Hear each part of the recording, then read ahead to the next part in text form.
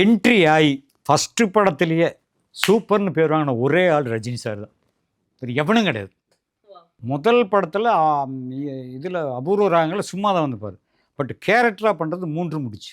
அப்படி இந்த சிகரெட் தூக்கி போட்டு அந்த ஸ்டைல் பண்ணார் பாருங்க, அன்னைக்கே எல்லோரும் சூப்பர்ன்ட்டாங்க.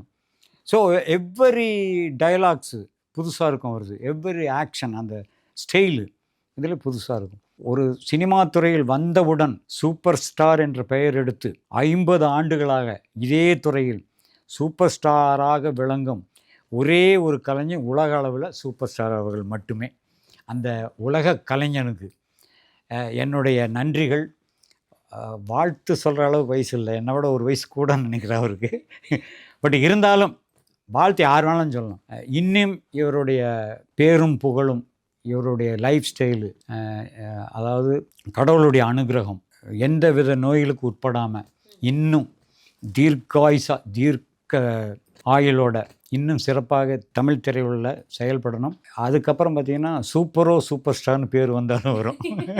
ஏன்னா இதுக்கப்புறம் சூப்பர் ஸ்டார். ஆக சூப்பர் ஸ்டார் அவர்கள் இன்னும் நீடூடி வாழ நாம் எல்லோருமே தாய் மூகாம்பியை வணங்கி அவருக்கு எல்லா வித வளங்களையும் கொடுத்து மூகாம்பிகை தாய் ரஜினி அவர்களை ஆசீர்வதிக்க வேண்டுமா இந்த நேரத்தில் உங்கள் சார்பாக கேட்டுக்கிறேன். நன்றி, வணக்கம்.